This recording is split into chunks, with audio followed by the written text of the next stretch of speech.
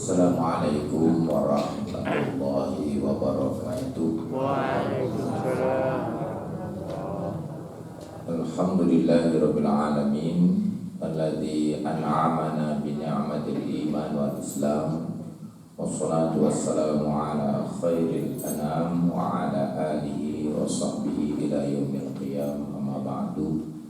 Yang saya hormati segenap takmir dan seluruh jamaah subuh Masjid As-Salam rahimakumullah.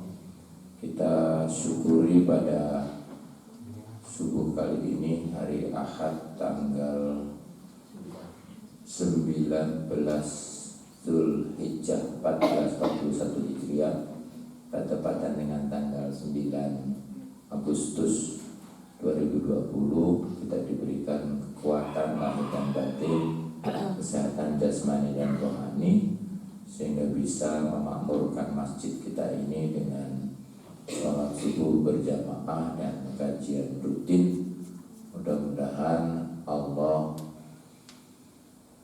mencatat langkah-langkah kita menjadi langkah ibadah dan amalan kita menjadi amalan yang saleh.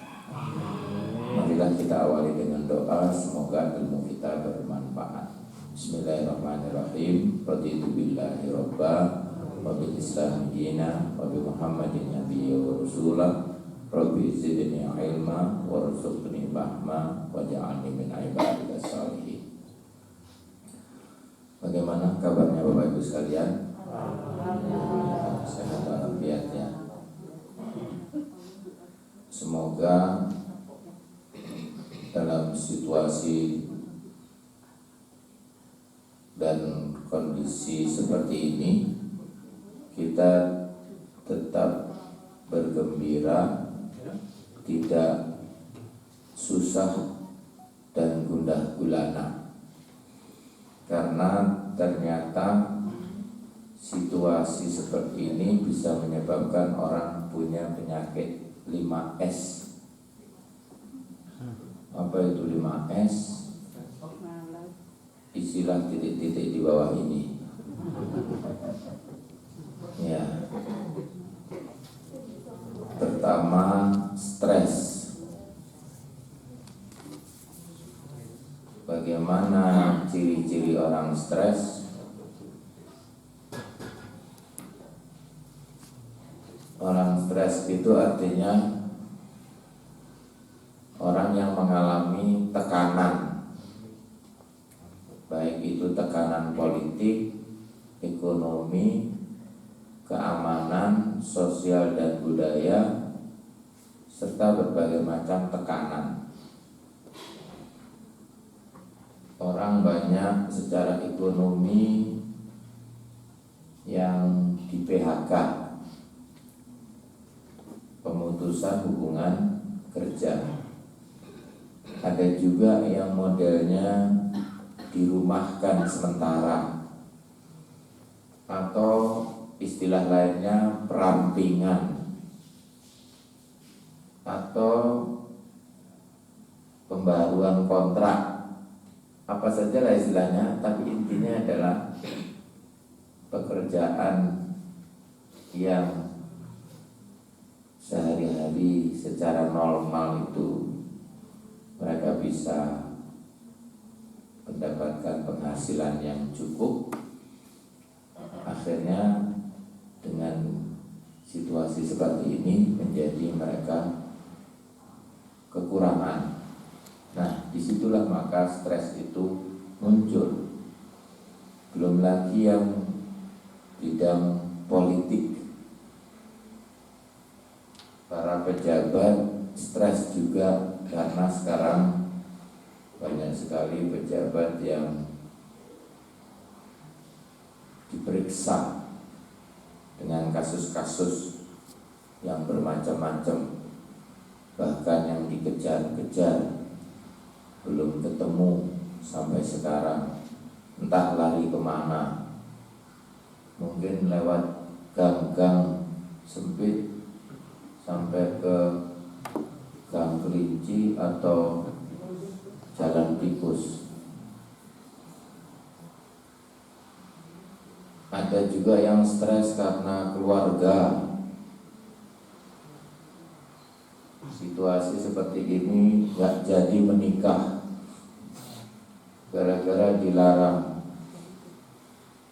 untuk mengadakan keramaian. Kalaupun ijab kabul pun harus social distancing, jauh-jauhan. Nanti suami istri juga tidak boleh berdekatan. Terus bagaimana caranya berhubungan suami istri kalau physical distancing? Ada juga yang kasus-kasus lain yang banyak berkaitan dengan sosial media, yang itu juga membuat orang stres. Berita-berita yang bermacam-macam, yang menakutkan, mengkhawatirkan. Nah, stres itu akhirnya mempengaruhi kejiwaan, mempengaruhi kesehatan. Orang bisa efeknya ke kulit, bisa efek ke perut, betul ya? Jadi kalau kita periksa ke dokter, sakit perut itu ternyata bukan semata-mata karena makanan yang kita konsumsi, tapi bisa karena stres. Itu yang berkeluarga. Bagaimana dengan anak-anak sekolah, mulai dari TK, SD, SMP, SMA, perguruan tinggi? Sak dosen-dosen ini seperti saya ini, ya karena semua harus daring sekarang dalam jaringan. Tidak bisa ketemu guru sama murid, mahasiswa sama dosen, sehingga tugas-tugasnya tidak bisa langsung berhadapan, konsultasinya. Ya, itu bisa menyebabkan multi stres karena berbagai macam situasi. Ada juga yang kedua penyakit namanya, tadi 5 ya, baru 1 ya, stroke. Nah, yang stroke itu bagaimana? Nah, masih terapi. Ya, karena kalau seperti ini orang terapi juga pada takut. Orang yang mau terapi takut, yang diterapi juga takut, karena kan macam-macam orangnya yang datang, apalagi kalau dari luar kota. Bisa saja kita ini sehat, tapi orang yang dari luar kota belum dipastikan, dikhawatirkan dia carrier, pembawa virus, akhirnya tidak jadi terapi. Nah, stroke itu ternyata juga di rumah sakit sekarang jumlahnya banyak, tetapi sekarang yang diprioritaskan adalah yang corona. Nah, itu penyakit-penyakit yang berkembang. Ada lagi yang ketiga namanya shock. Shock itu pukulan yang berat. Orang yang sekelas lawyer yang biasanya dia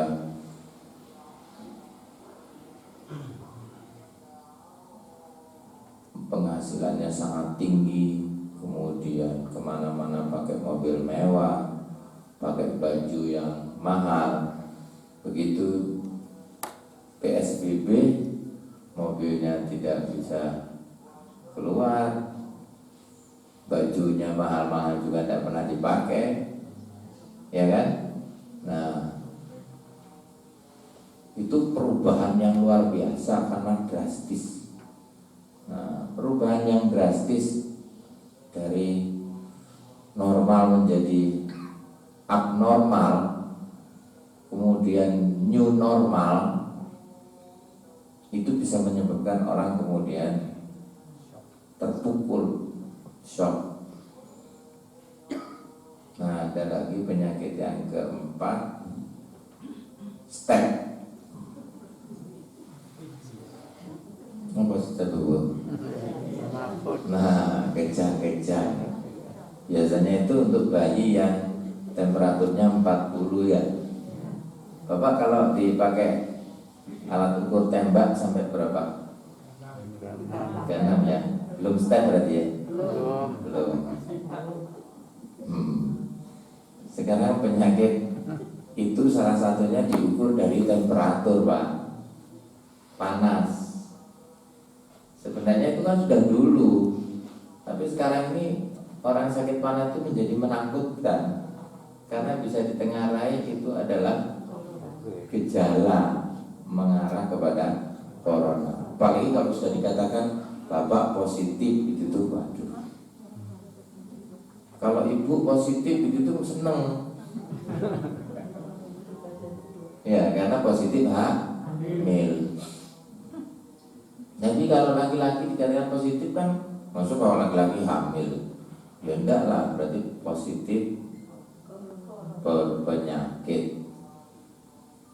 Dan jadi itu ternyata bikin orang juga lalu kejam, karena tidak semua orang menerima status itu.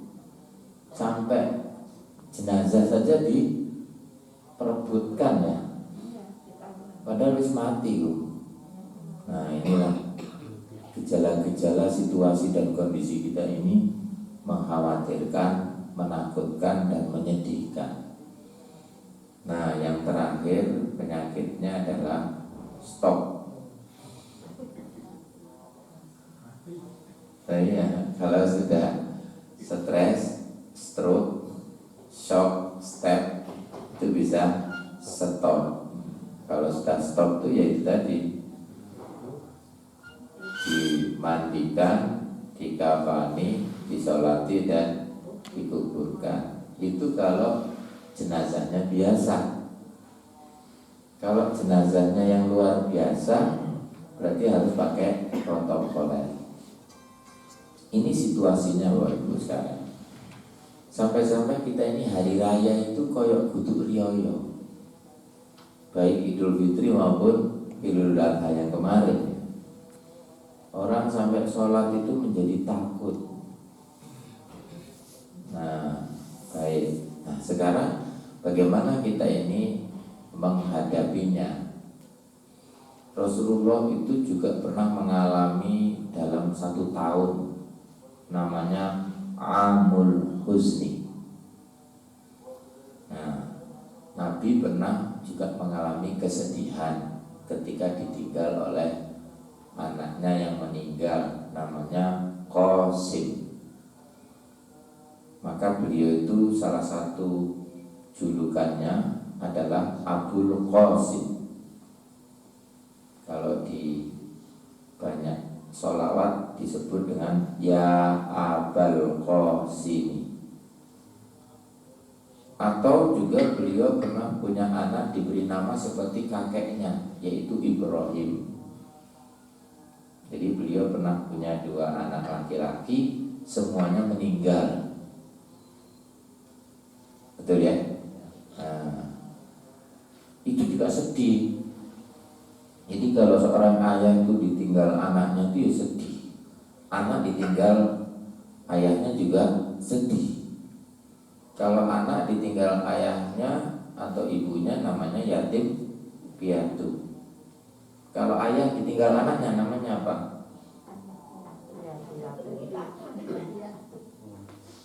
Lalu tidak disebut. Kan itu anak yatim piatu. Berarti bapaknya juga yatim piatu karena ditinggal anaknya ya. Nah, terus Nabi juga pernah sedih karena ditinggal kakeknya. Apa namanya? Abdul Muthalib. Ditinggal juga sama pamannya. Siapa? Abu Thalib. Ditinggal sama istrinya yang kaya raya, Siti Khadijah. Itulah kesedihan yang bertumpuk-tumpuk dan bertubi-tubi menyebabkan Nabi itu sedih dalam 1 tahun. Nah, dalam 1 tahun itulah disebut dalam tarikh Islam namanya Amul Huzni, tahun duka cita. Ujungnya adalah Nabi diajak untuk Isra Mi'raj, rekreasi kalau bahasa kita ini, rihlah jismiyah ruhiyah. Berarti kalau kita situasi begini ini perlu rekreasi ya, Isra Mi'raj ya. Ya dengan cara kita sendiri-sendiri supaya kita tidak stres. Perlu refreshing namanya itu. Jangan kita larut dalam kesedihan. Itu maksudnya. Karena itu ternyata sama Nabi tidak boleh, sama Allah juga tidak boleh. Ayat yang turun gara-gara Nabi itu sedih adalah surat An-Nasrah, Alam Nasrah,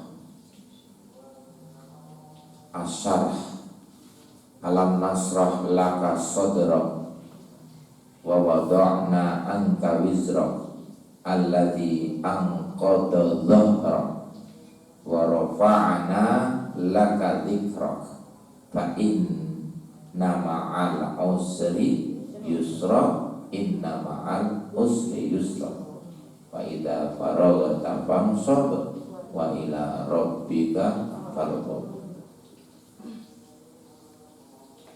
Itu mengingatkan kepada kita semua bahwa Nabi pun juga pernah mengalami sedih dan susah, tetapi tetap tidak boleh berkepanjangan dan tenggelam serta berlarut-larut dalam kesedihan. Nah, ada doa-doa yang diajarkan oleh Nabi, ada beberapa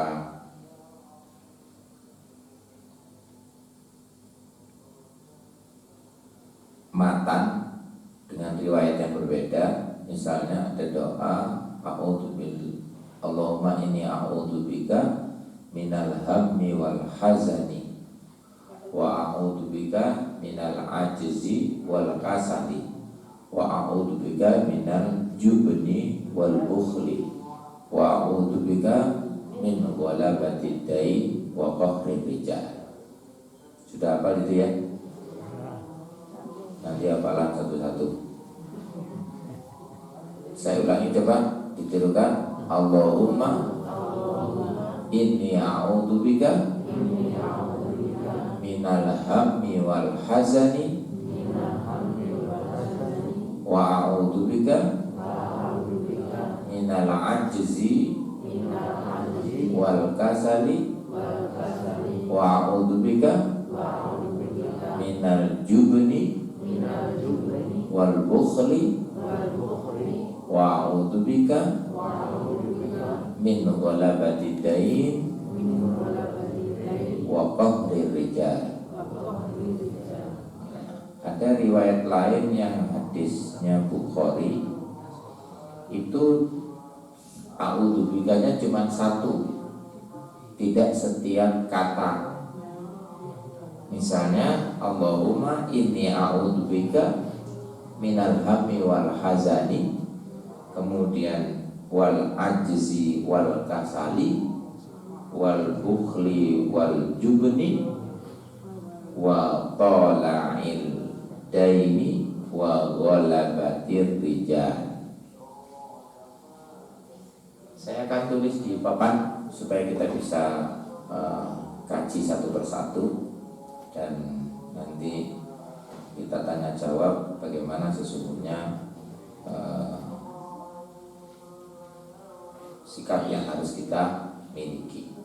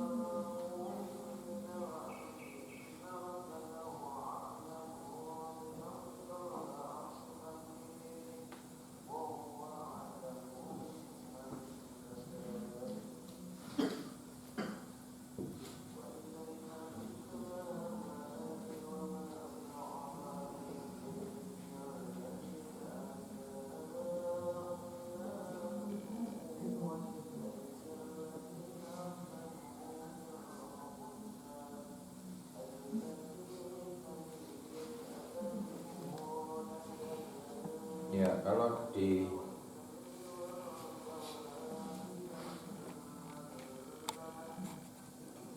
riwayat Bukhari itu yang ghalabati dain tadi pakai dolar, ya, artinya lilitan atau kekangan. Sementara yang Qamri Rijal pakai ghalabat, jadi hampir sama. Tapi intinya ada 8 situasi dan kondisi yang kita harus berlindung dari sifat-sifat yang membawa kita kepada keburukan. Ternyata 8 situasi ini Bapak Ibu, kalau nanti Bapak Ibu bisa buka misalnya di dalam Al-Quran, nanti ada kata-kata yang berkaitan dengan kesedihan. Dulu Rasulullah pernah mengingatkan kepada Abu Bakar As-Siddiq ketika di Gua Thur saat dikejar oleh tokoh-tokoh Quraisy, karena beliau betul-betul ketakutan. Nah, Rasulullah itu tidak pernah melihat Abu Bakar itu ketakutan bercampur dengan kesedihan sampai keringat dinginnya itu meleleh. Bapak Ibu biasanya kalau keluar keringat dinginnya itu karena apa? Masuk angin. Oke, 1, 2. Lapar, keringat dingin. 3. Apa Pak? Ketakutan. Yang keempat, terkejut, juga keringat dingin. Kaget. Jadi ternyata keringat dingin itu tidak sama dengan keringat panas ya. Kalau keringat panas pas apa? Ya kepanasan. Kalau orang gulak rujak cingur itu apa itu? Keringat dingin apa keringat panas? Saudara Yana. Betul ya. Jadi bedanya rujak cingur itu sebenarnya bukan di cingurnya, tapi di. Nah, jadi situasi seperti ini itu ternyata Nabi sama sahabat-sahabatnya juga pernah mengalami, tapi nggak baper-baper banget gitu loh. Ya kan? Kalau di Jepang Pak, itu namanya ada satu sikap harakiri. Harakiri itu bukan lawannya hara kanan atau huru hara. Harakiri itu bahasa Jepang artinya bunuh diri.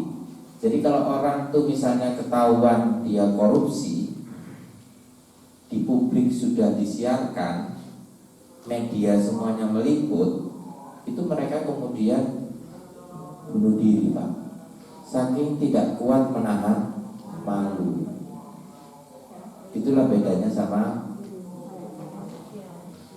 orang di Indonesia ya.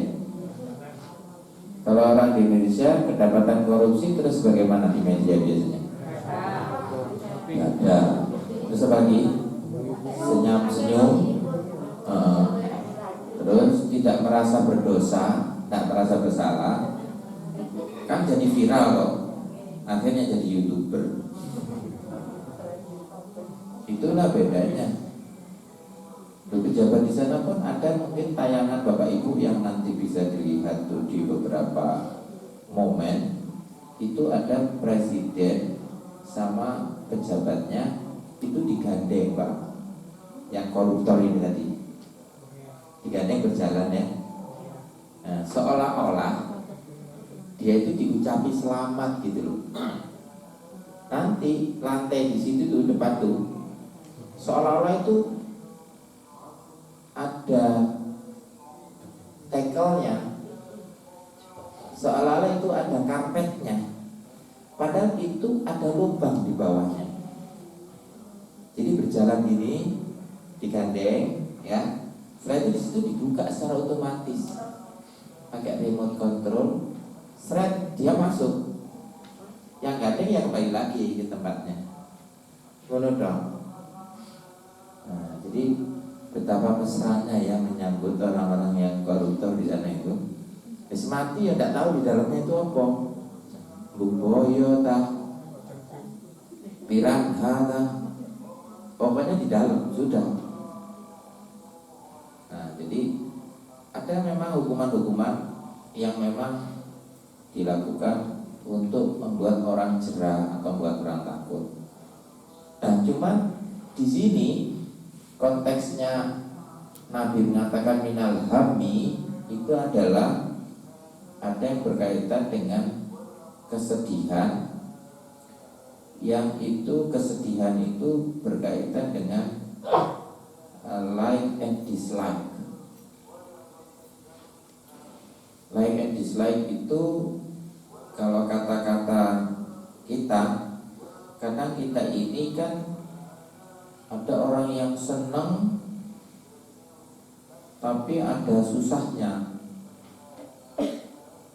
Kadang susah tapi ada senangnya. Apa contohnya itu? Dulu kalau Bapak Ibu belum menikah, senang apa enggak? Senangnya apa? Gak punya kewajiban memberi nafkah kan? Ya toh? Gak punya kewajiban, gak punya tanggung jawab kan gitu toh? Wong jomblo, baik itu jombloan maupun jomblowati. Tapi begitu menikah itu seneng aja nih. Tapi, nih biasanya. Nah, kesenangan yang di situ ada kesedihannya, sebagaimana Yusuf sama Zulaikha, hamma bihi wa hamma biha, memang sesungguhnya senang. Tapi kan Yusuf itu kan bukan suaminya Zulaikha. Zulaikha juga bukan istrinya Nabi Yusuf. Gimana? Sedih. Pada posisi-posisi kesedihan itu, lalu kemudian Allah memberikan hiburan. Ternyata diselamatkan dengan peristiwa itu, walaupun memang Nabi Yusuf harus dipenjara. Biasanya orang dipenjara itu senang apa susah, Bu? Tapi ada loh orang yang dipenjara itu senang.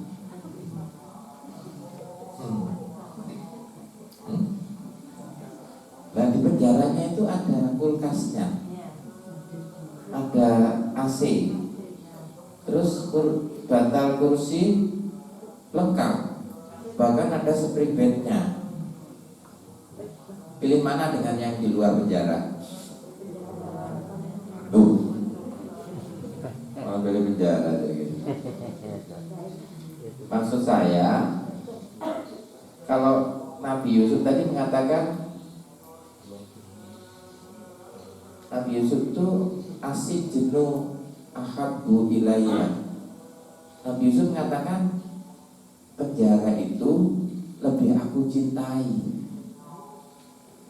daripada hidup di istana tapi difitnah. Tapi kan sebenarnya kan Nabi Yusuf itu kan budaknya di istana. Setelah dijual oleh para kafilah yang menemukannya di sumur kan.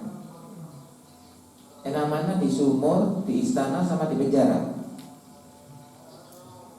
Pilih.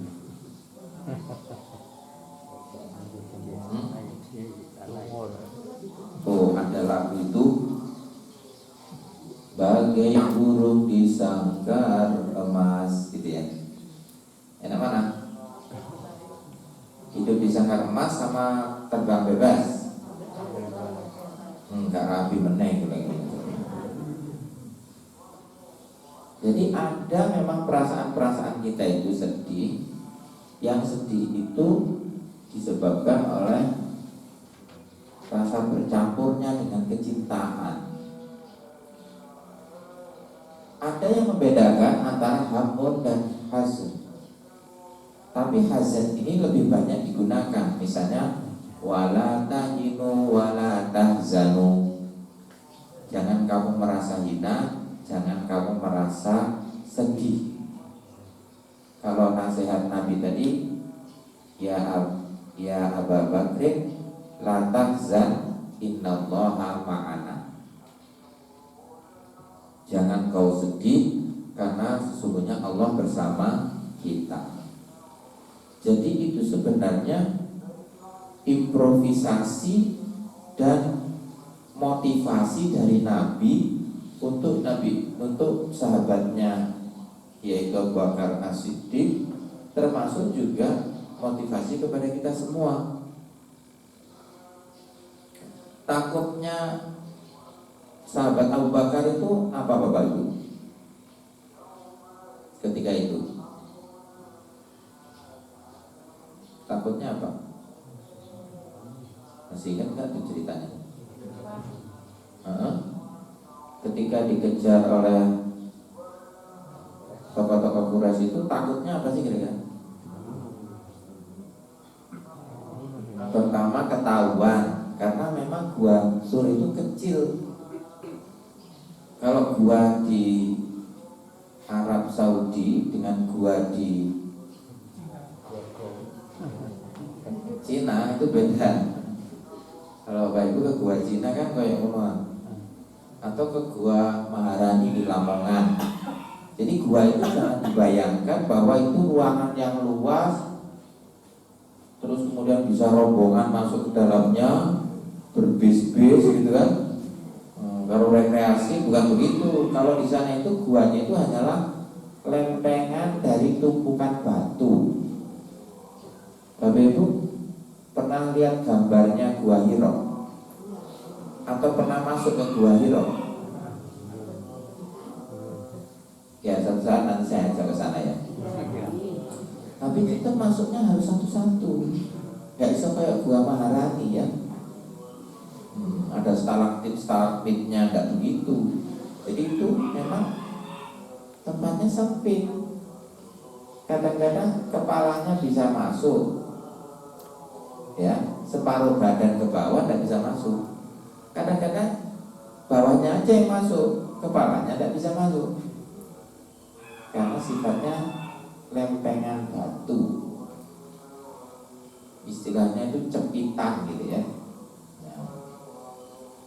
Nabi pun di Gua Hira ya cuma satu orang. Nah di Gua Sur juga begitu. 2 orang itu pun sempit. Nah khawatirnya kalau udah masuk kita ketahuan kan nggak bisa kemana-mana lagi. Kalau sudah ketahuan pasti ditangkap, disiksa, kemudian pasti juga akan dibunuh. Karena memang waktu itu disebarkan sayembara. Barang siapa yang bisa menangkap Nabi, ya itu akan diberi ribuan dirham, dinar, utang, dan berbagai macam imbalan. Sehingga orang lalu berebut untuk mencari. Istilahnya kalau di Amerika itu namanya most wanted. Nah, kan diberi imbalan. Nah, ketakutan itulah yang menyebabkan kemudian kita pun punya perasaan seperti ini. Kalau sudah corona itu ketakutan apa sih yang paling tinggi? Mati kan? Nah iya. Rasa takut mati itu wajar atau tidak? Wajar. Tapi jangan terlalu takut mati. Nanti itu menjadi penyakit namanya al-wahan namanya. Wahan ya, bukan wahing ya. Nabi itu pernah dulu menasihati waktu kumpul-kumpul gini nih. Alaikum bil wahan katanya. Nanti itu kamu untuk umat Islam tuh akan dikerumuni seperti makanan. Hal nahnu qalilun ya Rasulullah, apakah kami waktu itu minoritas? La bal antum katsir, katanya Nabi. Oh enggak, kamu waktu itu justru mayoritas. Loh, mayoritas kok bisa dikerumuni?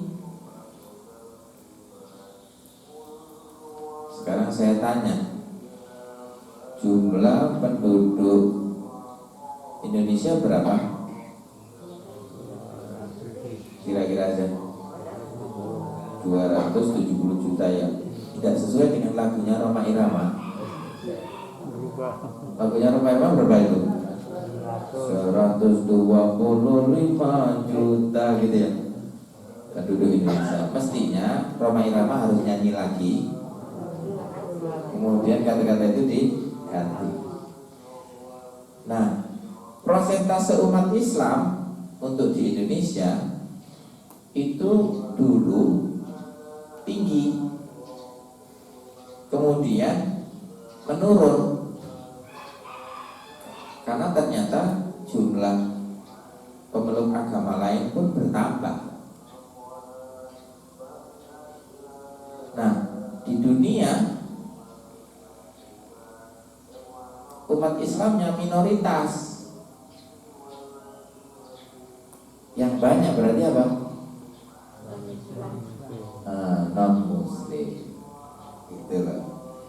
Jadi zaman yang disebut oleh Nabi itu ya zaman yang menunjukkan posisi umat Islam ini terjepit. Padahal jumlah kita di Indonesia ini mayoritas, itu loh Pak maksud saya. Ya, terjepit oleh kebijakan, ya, terjepit oleh kekuasaan. Nah, di situ Nabi menyebutkan ada penyakit namanya wahan. Apa itu wahan? Nabi menyebutkan hubbud dunya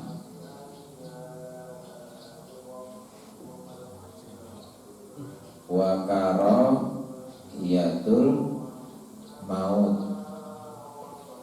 Nah, terlalu cinta dengan dunia dan terlalu takut mati. Itu juga penyakit selain dari 8 ini tadi. 8 tambah 2 berarti 10. Nah, penyakit yang ketiga namanya al-ajz. Kenapa kita juga harus berlindung dari situ ya?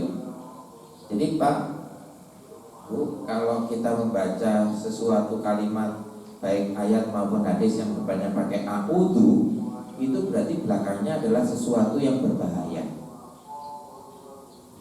Surat apa? An-Nas.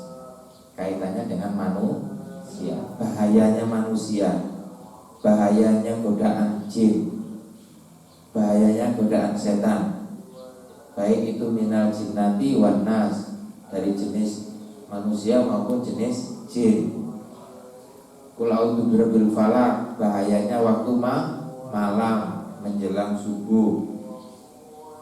Qul a'udzu birabbil falaq, qul a'udzu birabbin nas. Terus apa lagi? Doa-doa kita kalau kita mau masuk kamar mandi, Allahumma inni a'udzubika minal khubuthi wal khaba'is. Kalau kita mau membaca Al-Qur'an, a'udzubillahi minasyaitonir rajim.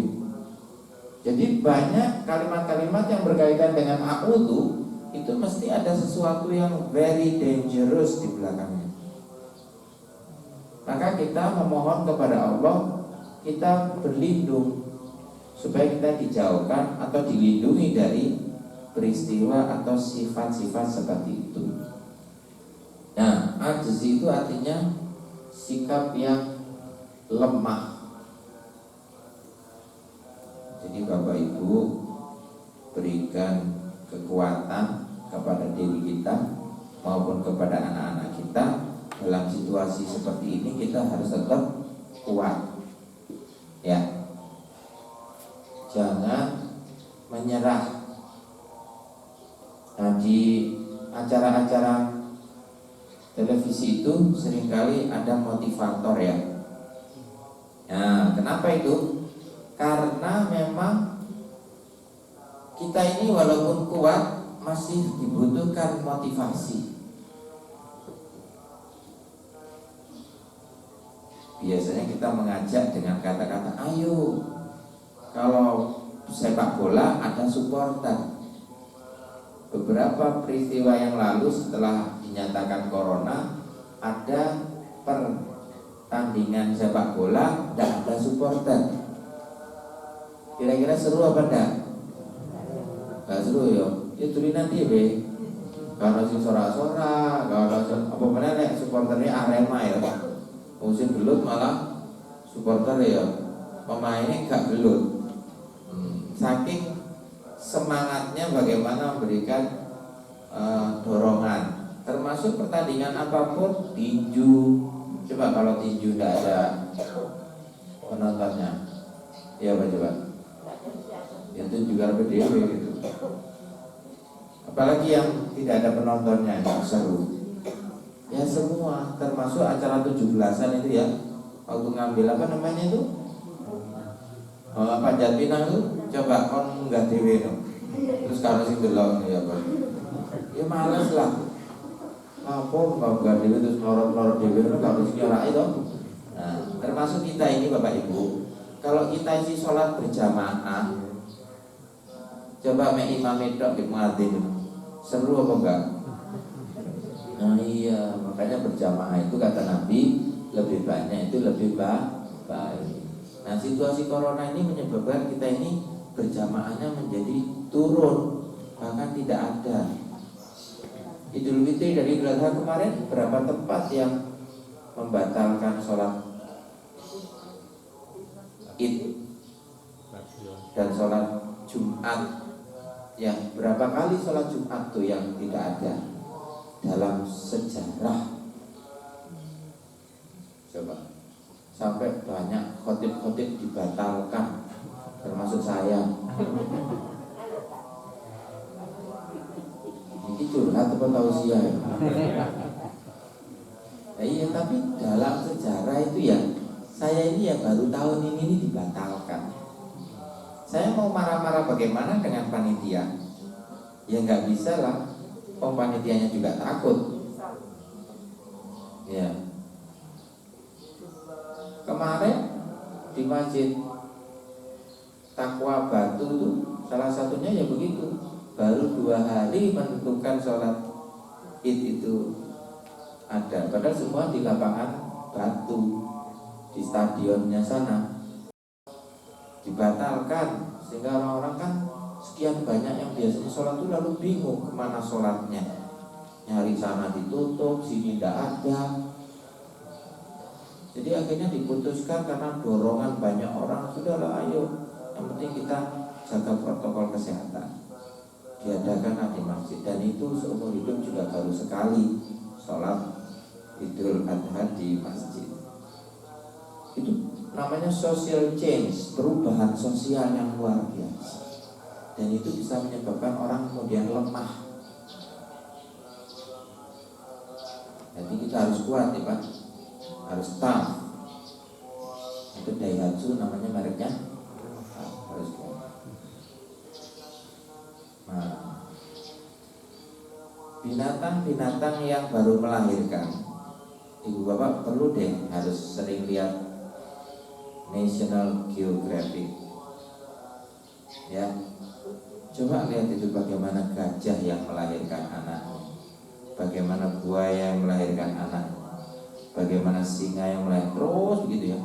Mereka itu sangat mendorong anak-anaknya itu supaya kuat walaupun kecil, ya kan? Walaupun lemah. Ya kayak kita nih, kalau punya bayi itu kan dia menangis, nangis yang kuat, macam sing get. Karena dengan nangis yang kuat itu menunjukkan jantungnya sehat, paru-parunya kuat. Kalau udah lemah jantung, iya, dia kaget, dia itu gak kaget kan? Padahal dengan respon kayak begitu, ibunya seneng kalau bayinya itu nangisnya kuat, sampai-sampai bayi yang lain yang tidur itu melok nangis bisa. Kalau di ruang bersalin itu ya, kalau ada bayi baru dilahirkan itu kan nangis tuh. Yang lain-lainnya kan turu sih. Lah gara-gara bayi sing tang lahir memang karena banter oleh nangis, liane kan mesti melok toh. Nah, jadi itu terjadi konser tangis di ruang bersalin. Jadi kekuatan seseorang itu bisa dilimpahkan kepada yang lain, disalurkan seperti aliran listrik. Bapak Ibu dulu kalau rumahnya kecil, biasanya tegangan listriknya berapa? Dulu awal-awal lo kan meterannya ada tuh semua pelek itu meteran itu lawas itu 450. Terus kok balik-balik jeglek ya, berarti kurang kuat toh. Naiknya berapa? 900 sih kok sih kadang-kadang kabeh tepung ini terus mari ngono terus lampu yo gak padang. Akhirnya naik berapa? 1.300. Sekarang rata-rata 1.300 kan? Nah, gue 1.300 ini zaman saiki televisi, kulkas, komne, magic jar, itu wis kurang meneh, naik ke baru berapa? 2020 atau 2012? Ya, coba. Kita itu sudah rumah tangga itu kayaknya sudah seperti industri. Karena itu tadi semua barang-barang elektronik sementara tegangannya tetap saja. Nah, Bapak Ibu ini tegangannya berapa sekarang? Sudah dinaikkan belum tegangannya? Tegangannya ada di dalam badan kita ini loh. Waktu itu ngelopro wae. Ya apa yang ngelopro terus ini. Nah, seperti itu tuh tidak boleh. Makanya Nabi mengatakan minal ajzi, tidak boleh.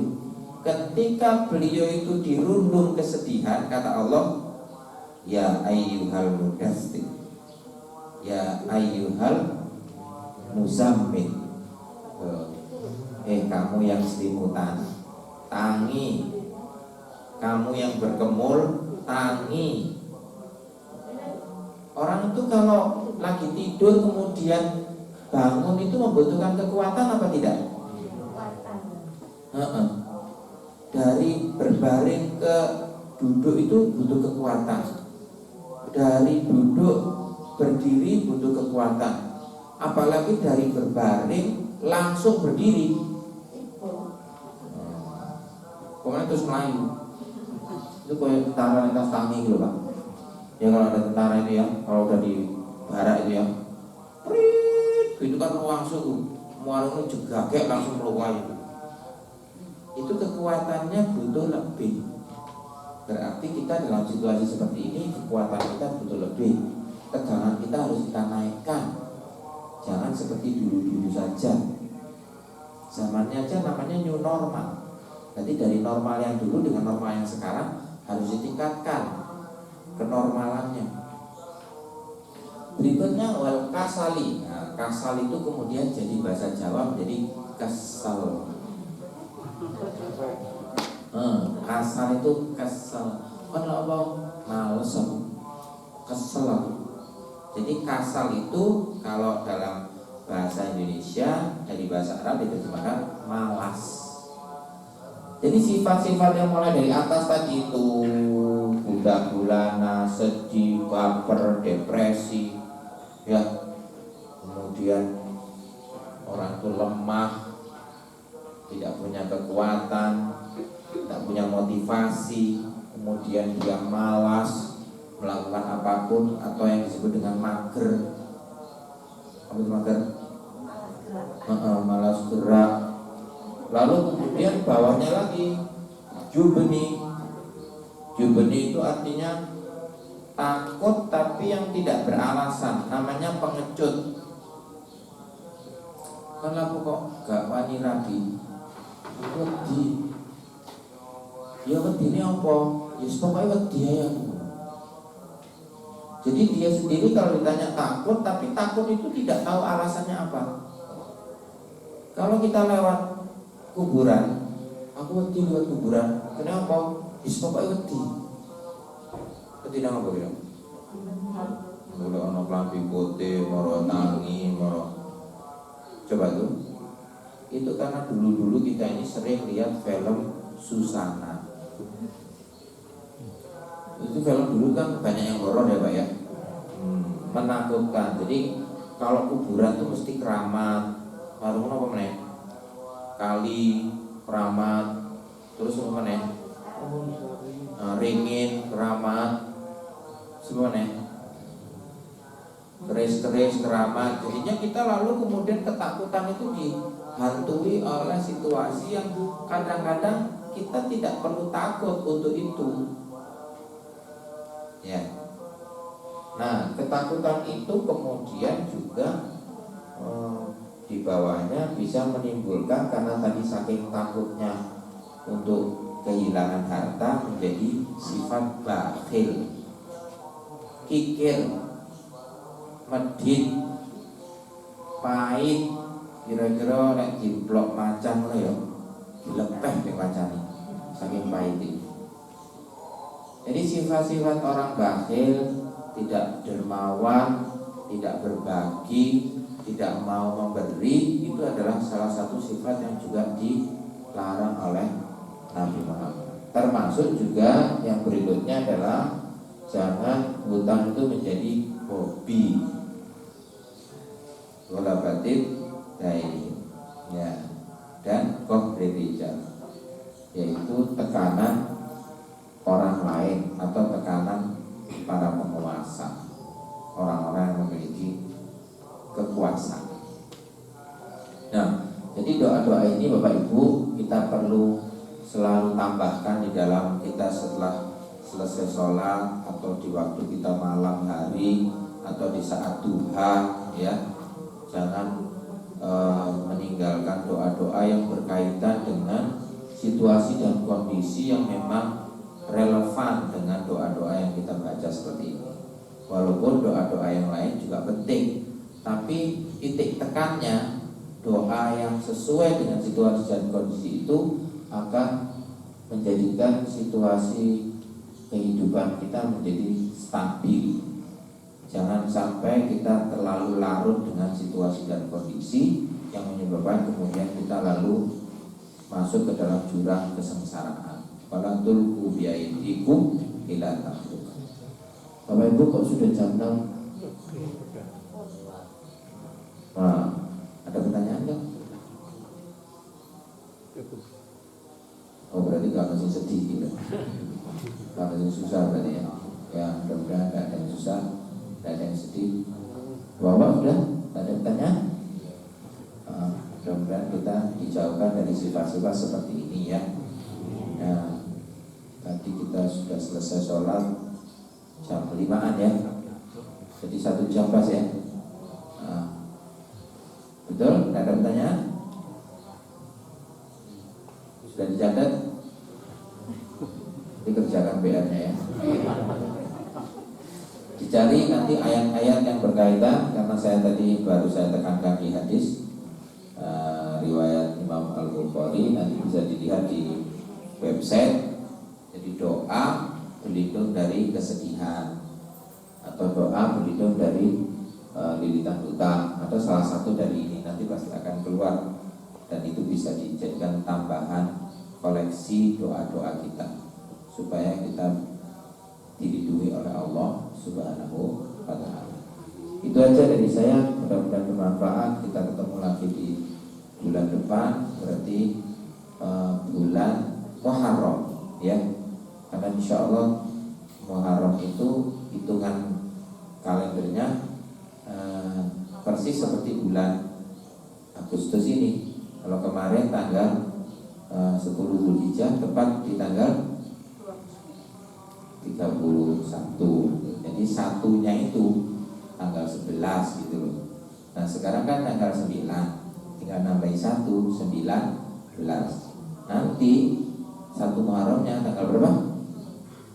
Ayo. Sing tanggal 8 itu loh 1 Muharram.